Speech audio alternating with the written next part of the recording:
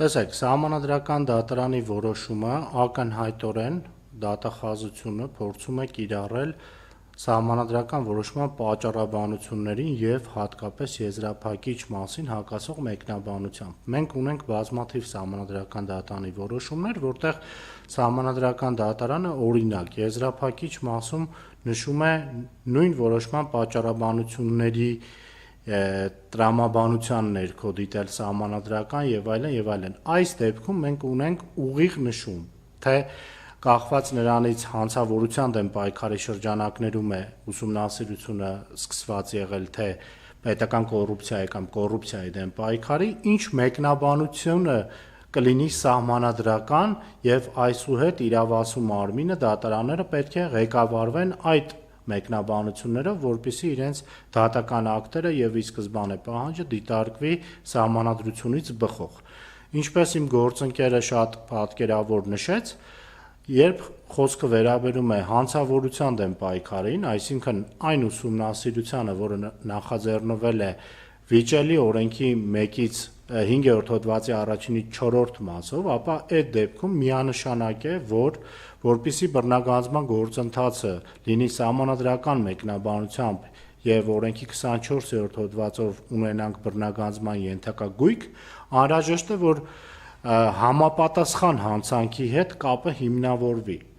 Ես այստեղ ուզում եմ հատուկ ուշադրություն հրավիրել նրան, որ ոչ թե նշված է հանցանքի հետ, որպեսզի դա լայն մեկնաբանության դաշտ ստեղծի, այլ նշված է համապատասխան հանցանքի հետ։ Իսկ մենք որպես իրավաբաններ համապատասխան հանցանք ասելով պետք է հասկանանք այն ենթադրյալ հանցանքը, որի առնչությամբ քրեական հետապնդում է իրականացվում։ Հիմա սահմանադրական դատարանի եզրափակիչ մասի ուղղակի հակասությամբ կիրառությունը իրավասու մարմնի կամ առնվազն մեկնաբանությունը կիրառություն այս պահին դեռ ուղղակիորեն չունենք, որտեղ բոլոր գործերով շարունակում են ժամանակ խնդրել, որպեսզի հասկանան իրենց միասնական դիրքորոշում, կոնկրետ գործերով զեկուցումներ, վերադաս, ինչ արդյունք է տալու։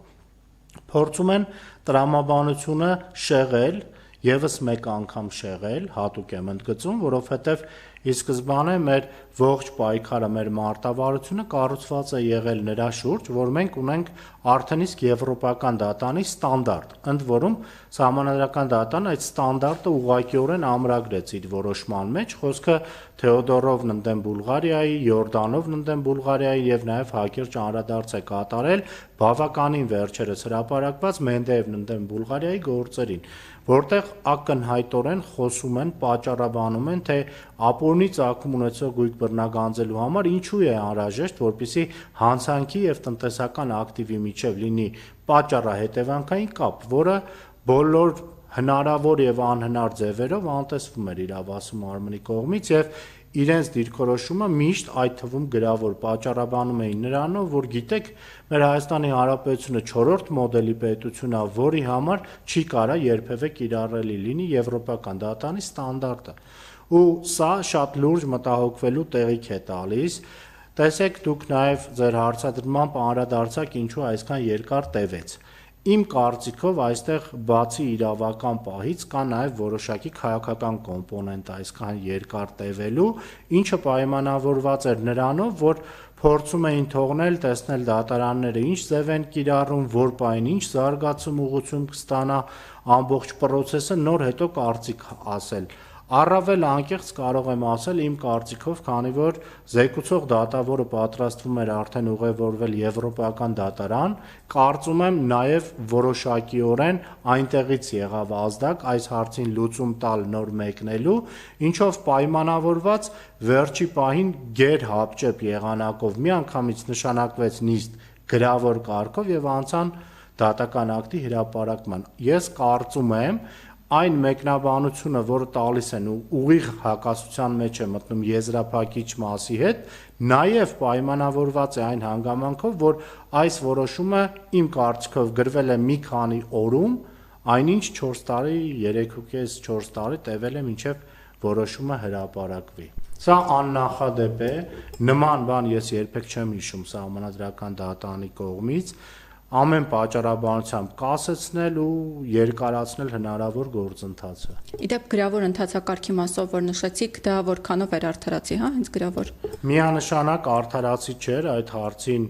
մամուլով բազմիցս առիթ եղել է անդրադառնալու, այդ թվում եւ հիմնականում նաեւ պարոն Դավիթ Հարությունյանի արձագանքը, ով հենց անմիջապես հանդիսանում էր ընդդիմադիր խմբակցության ներկայացուցիչը ազգային ժողովում եւ այն դեպքում, երբ կա